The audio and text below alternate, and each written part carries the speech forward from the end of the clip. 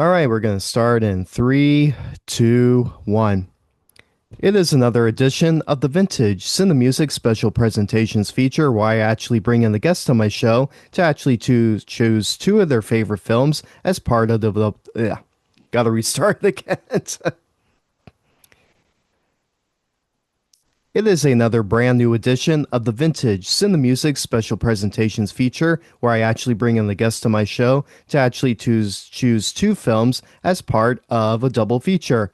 I am joined this afternoon right now by one of my longtime friends, which we actually knew each other for very much over a decade now, believe it or not, Dexter Aruda. So, Dexter, thank you so much for coming on to Vintage Cinemusic. It's a pleasure to have you here today. Thank you so much for the opportunity. I appreciate it. Oh, you're very welcome. How is everything with you on this wonderful fine day? And I think, if I'm not mistaken, we're actually zooming through you in your home in Cambridge. Is that correct? That's correct. Yep. And I'm in Cambridge right now. Sorry. how is everything up there? Like how's the weather? How is everything? Today it's chilly, but like always, I'm sure in Hamilton it's the exact same thing. It gets really, really hot and then really, really chilly all at once. And today is one of those cloudy days. So it's fine though. It's not freezing out there, but I definitely like the sunshine when it comes. And there was definitely some sunshine about a couple days ago. So Yeah, it's the same with us over here too. Well, at least we don't have any snow. That's a good sign as always, right? So. absolutely, especially with the brutal storm we've got this winter. We've had enough snow for a few years, I would say. Yeah, that's right. Dexter, we're actually going to be talking about, of course, two of your films that you chose for us today as part of your double feature. I mean, we'll get into the 1956 low budget B movie version of The Werewolf, of course, that actually stars, of course, the wonderful Miss Joyce Holland herself. But the first movie that you actually want to discuss today is, of course, a movie that is actually a groundbreaking film from 1931, starring Boris Karloff and Colin Clive of the original version of Frankenstein that was released by Universal in 1931. I mean, well, what made you decide to actually choose these two films together as part of your double bill? Okay, well, when you brought this up to me, at first you said two films that make you like bring a comfort to you and a comfort watch. So I really took that into mind and I started brainstorming a ton of films that not only do I love and I love to grasp everything in them, but I also could just put them on in the background and enjoy their scenery and visuals. And movies that suit, you know, day and night and not just a cinema experience, but just a casual experience too. And Frankenstein and the werewolf specifically because, you know, I love underrated stuff. And everybody, of course, knows Wolfman. Who doesn't know Wolfman from the black and white era to the very recent remakes? But who talks about the werewolf? You know what I mean?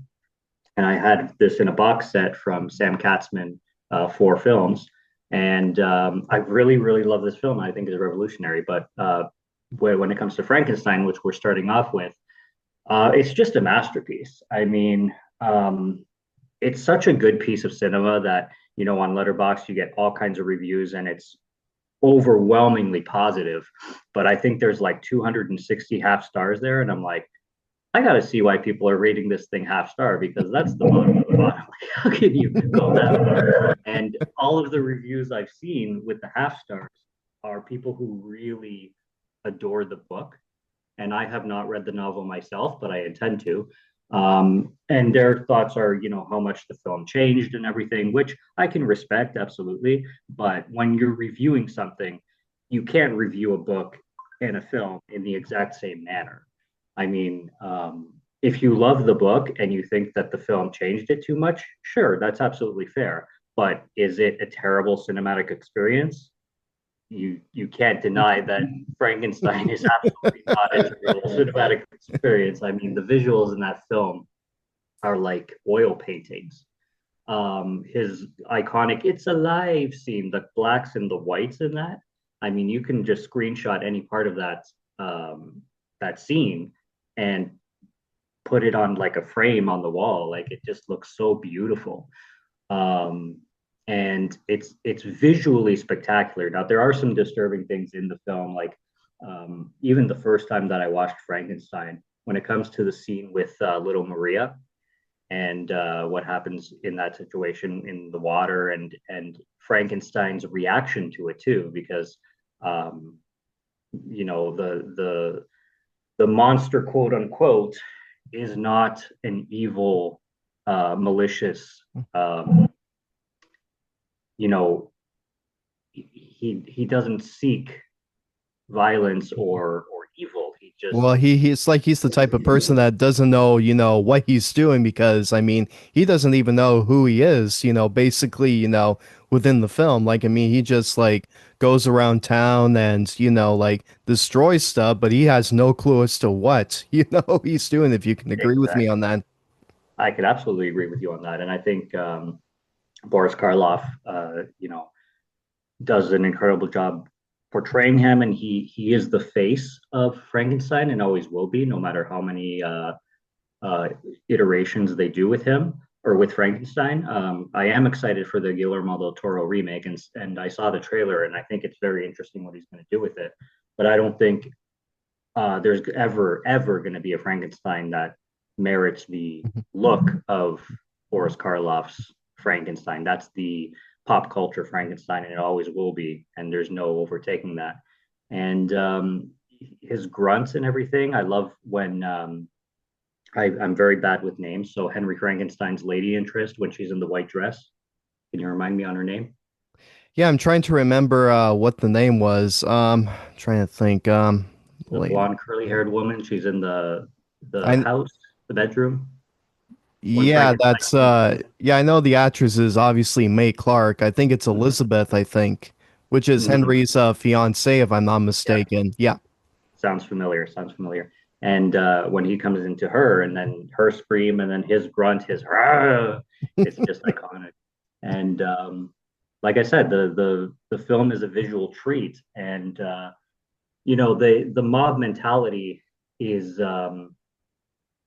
it's fantastically portrayed because a lot of it's very quick, and everybody in the town starts to jump to conclusions because even the father doesn't necessarily have any proof that it was Frankenstein that murdered, or not murdered, but accidentally led to the cause of the death of his daughter.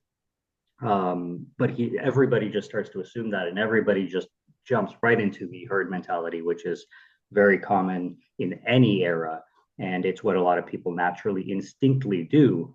And they touched on it in Halloween Kills, which I personally think they did a good job on. But this was like the original, maybe not the first to do it, probably, but one of the first and one of the classic portrayals of the mob mentality, portrayal on screen. And with their torches and the windmill scene, the whole windmill scene is epic. When they throw Henry Frankenstein off and he's on the propeller of the Mhm. windmill Yep. and he's just hanging there. It's clearly a dummy, but it looks Very it looks realistic, real. Yeah, it looks like the actual person. The way he's like there bent over, it looks fairly.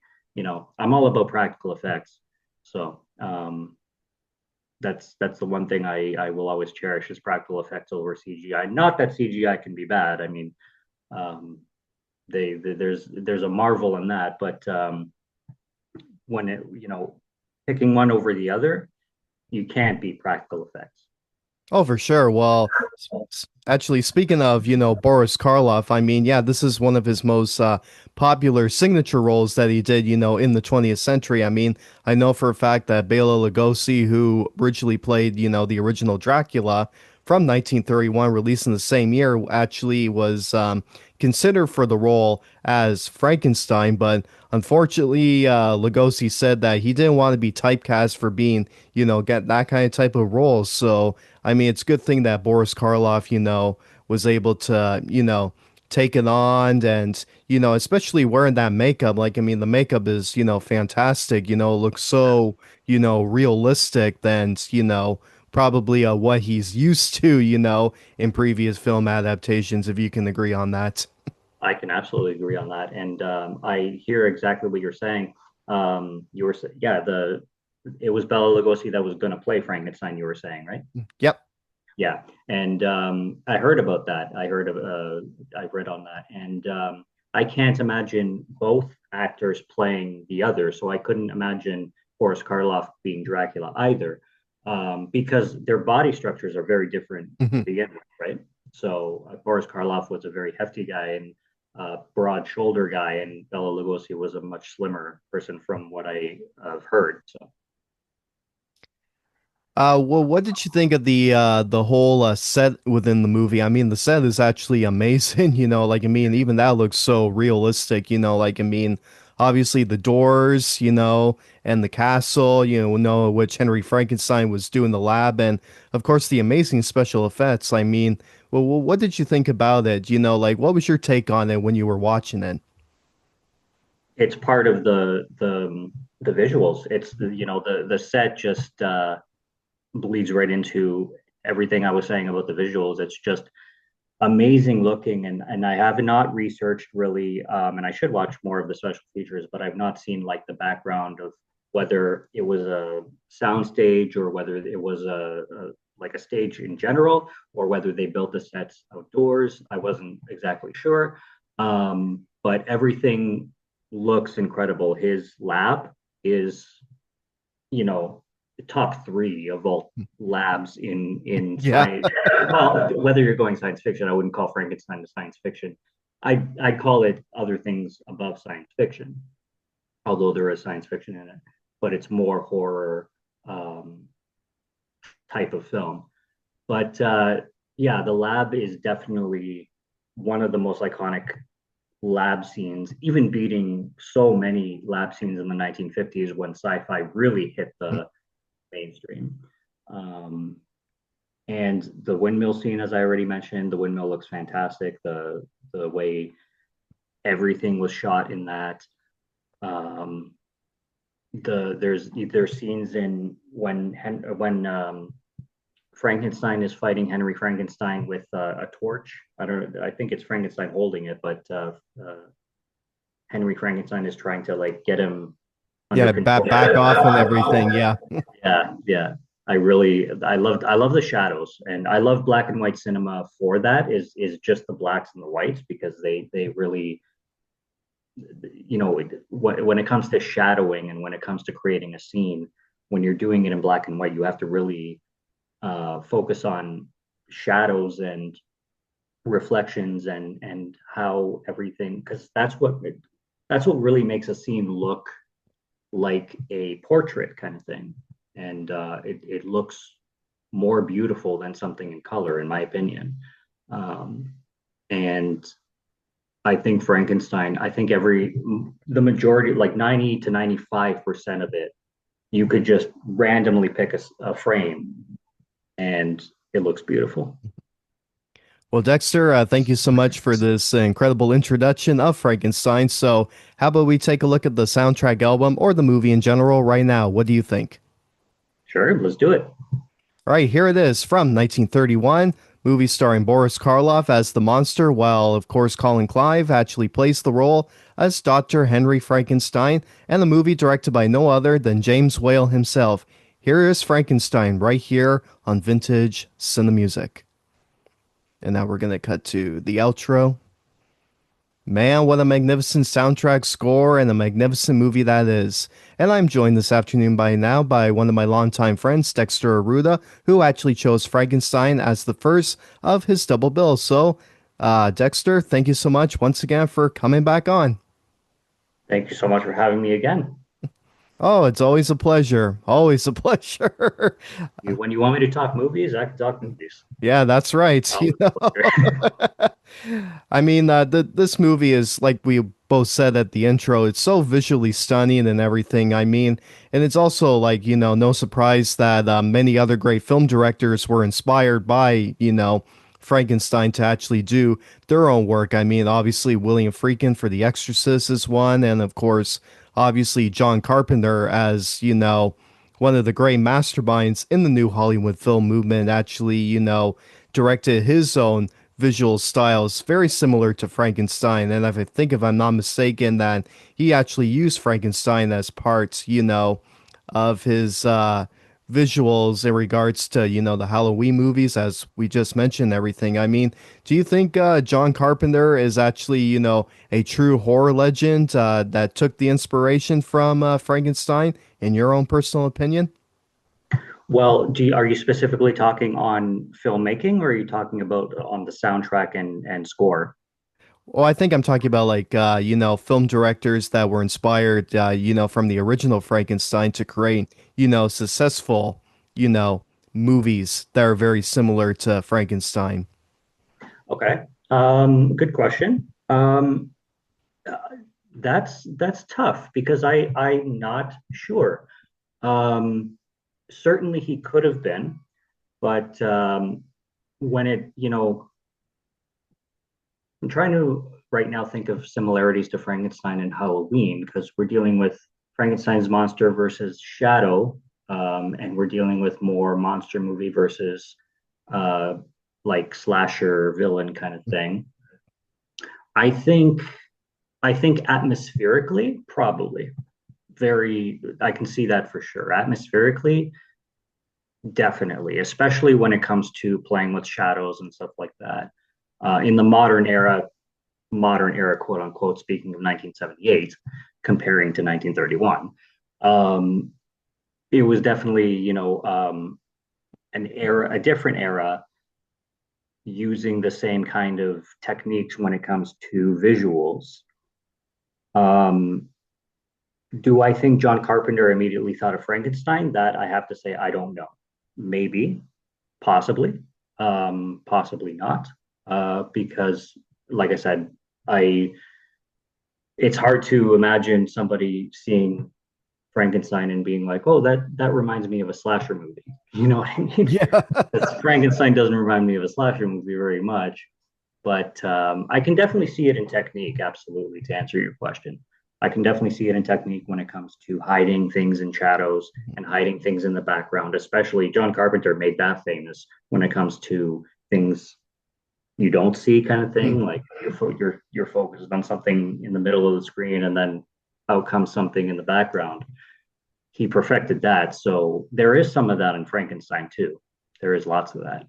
So I wouldn't be surprised if he was. Um, but can I confirm it? Not exactly sure is my answer. Well, especially, like as speaking of more of in the actor point of view, I mean, Colin Clive is, an amazing actor that doesn't really get enough recognition. I mean, Boris Karloff is like, the main star, even though, he was like fourth or fifth in the credits or very much close to the end. I mean, do you think maybe in your own personal opinion that Colin Clive should have starred in more different kinds of films, like, in the starring role rather than just, kind of be placed in the shadows, in your own personal opinion? Yes. Well, to preface your question, as a matter of fact, in Frankenstein, at the beginning of the credits, Boris Karloff was credited as a question mark. Yeah. So he wasn't even mentioned until the end. But with Clive, what was his last name? I'm Oh, sorry. Colin Clive. Colin Clive. Yes. Do I think? Yeah, he should have absolutely. Well, he did. I researched him and I researched James Whale, and I got a lot of information on both of them yesterday that I never knew because I was preparing for this interview, and I did not know that he died so tragically young, and I did not know James Whale's influence in Hollywood and his you know when it comes to his personality and his personal life, I didn't know any of that whatsoever. And I think that was amazing to know. And it gave me a whole new perspective on everything involving both of them. And when it comes to Colin Clive, I have never seen him in any other role. So I think he's fantastic. I honestly thought when I looked him up that he went on to do many other things, but um, he reminded me of another. another actor who died very uh, too soon. I'm blanking on his name right now, but he was in a ton. And he was also known for napping on sets. And he was in the film. I'm really blanking right now, but Paranoiac. He was in that one. Are Yeah, you? yeah, yeah. I You think I know, know. I think I know who you're talking about. It's just right? the name doesn't British really actor. pop in. You know. Yeah, yeah. He was a British actor anyway, but their stories were similar. And yeah, I could definitely see him going on. I could definitely see him very much. He had the talent there, and he had very much the strength and the screen presence. Because you were mentioning Boris Karloff as a screen presence. I mean, Clive Colin matches that, and they bounce off together too, because you have two different personalities. Clearly, you have a monster and a scientist, but he definitely can hold a screen and a presence as a lead, no problem. So it would be very interesting to see his other works, but as well as see him continue if he could have uh, made more features as a lead. Yeah, that's for sure. And I mean, director James Whale, I mean, such a magnificent director. I mean, obviously, I think he directed the sequel to Frankenstein, which is The Bride of Frankenstein from 1935. And just in case if anybody has never seen that, that's like maybe, in my own personal opinion, the best of the sequel trilogies, or actually the sequel films of, the original Frankenstein. I mean, if you're not familiar with the 1998 Oscar nominated movie of Gods and Monsters, that's a movie in which a lot of people should look out for. I mean, have you heard of the movie Gods and Monsters? Because, I mean, that's actually based on James Whale's life and career, like afterwards when he did Frankenstein. Have you ever heard of it, or have you seen it before, or not necessarily? No, I've never heard of Gods and Monsters. That sounds really interesting. I would love to check that out. I've never heard the title, and I've never heard that James Whale was involved. But like I said, after researching him a lot more yesterday and learning more about him, I definitely want to. I was hoping that there would be a documentary on him or something, or some kind of interview. So you're saying that Gods and Monsters focuses on his legacy, basically? Very much so. Well, it's mainly about him as well as his gardener, I think, because I think he was bisexual, I think, at the time. So that's very much what his movie is basically about. Like after when he did, the Universal monster movies, then he just like retired, and of course he had a very complicated relationship with his gardener, which is played by Brendan Fraser in the movie, and James Whale was played by, of course, Ian McKellen. So Okay. that's it's a very unique and a very different twist point from that movie, and a Mhm. different side to him than what we're used to seeing. So Well, that's the thing, because we're talking about his career in the 30s and 40s. I can't imagine somebody more brave at that time to just express themselves as they are. Um, very, very interesting things. well, Dexter, thank you so much for choosing this first half of the double feature. So we're gonna actually continue with the next one. So coming up in a couple minutes' time, Dexter will be back to actually choose the second half of his double feature.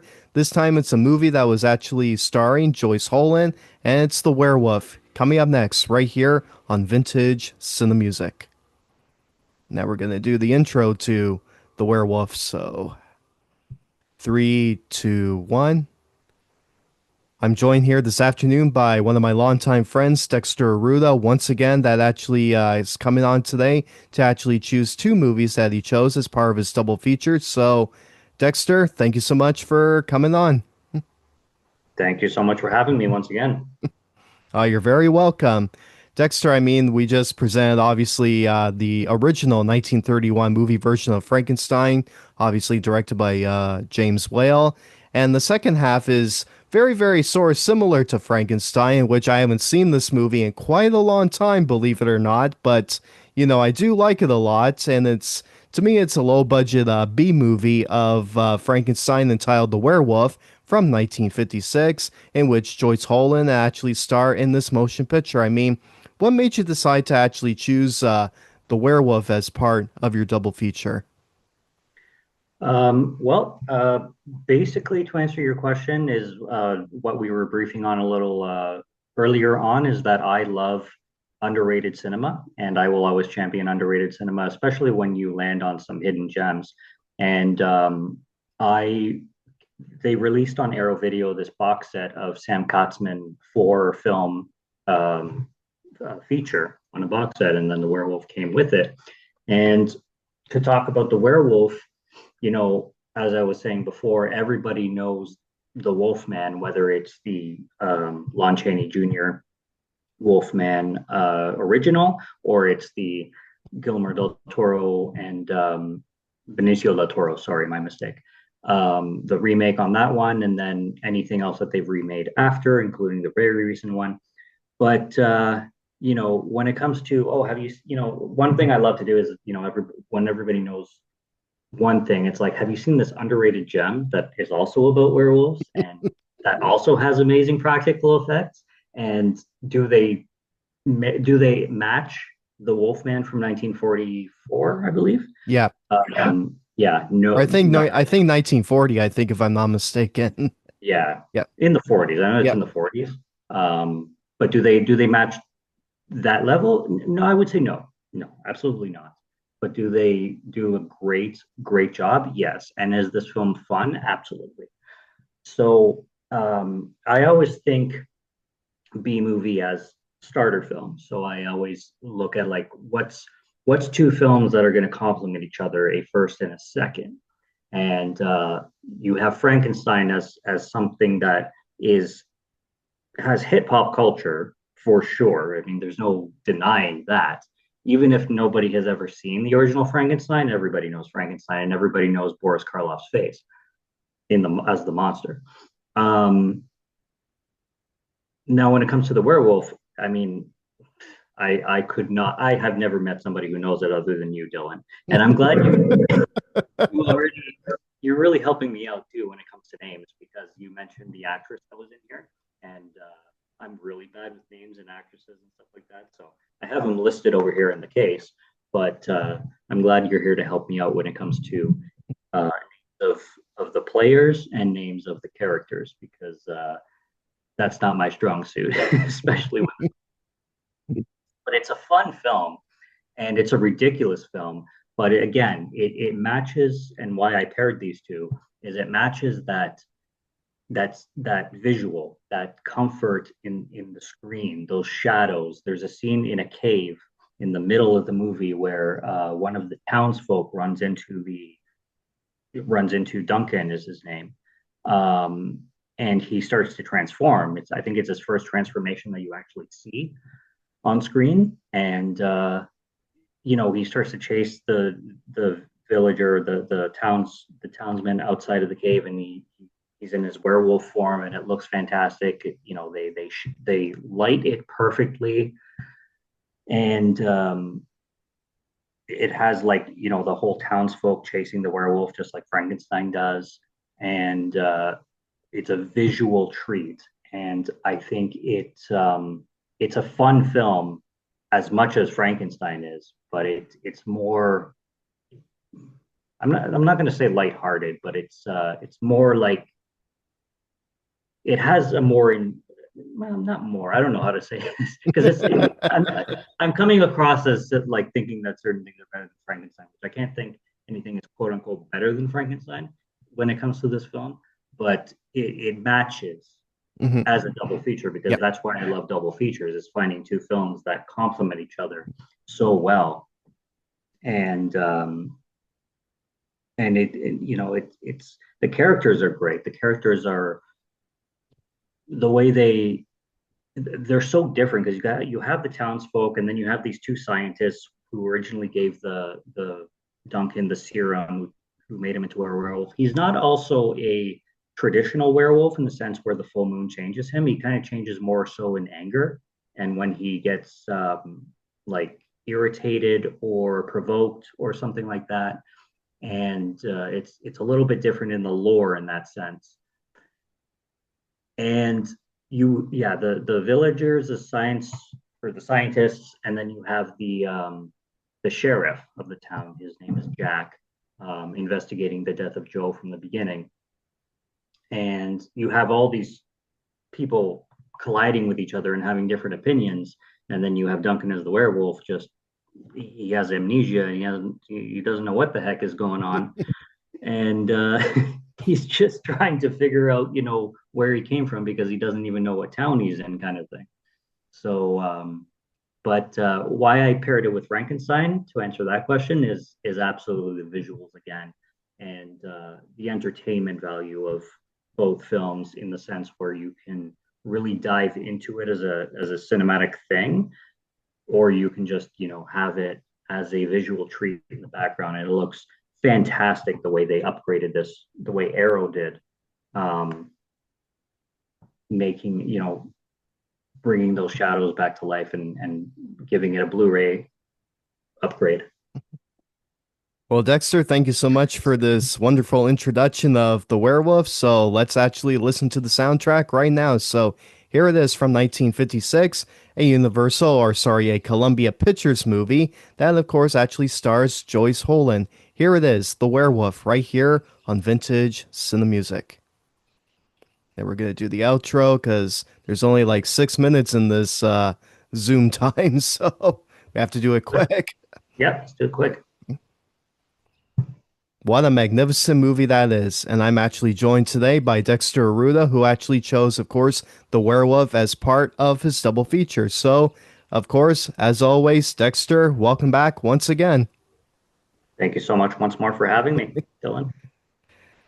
I mean, the soundtrack is amazing in this movie. And of course, I mean, that visualization of the makeup, I mean, that's even way more superior than what Boris Karloff did for Frankenstein. I mean, what did you think of the whole transformation of the makeup within the werewolf?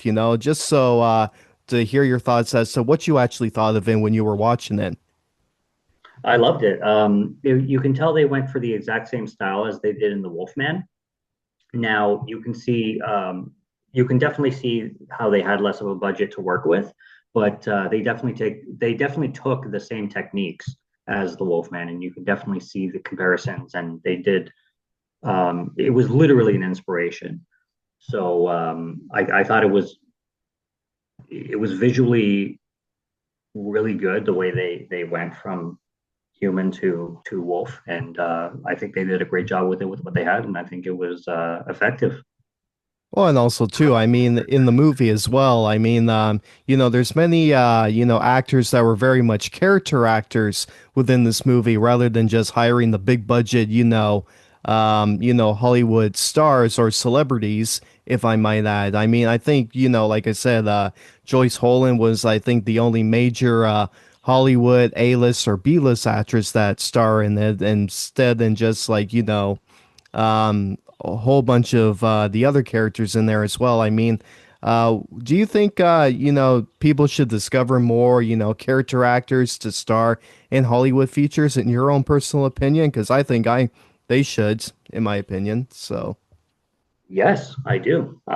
Character actor is I mean, it's said right there. It's the definition of it. If they can portray a character specifically, then yes, absolutely. I mean, there's so many that come to mind that deserve much bigger roles and can lead them.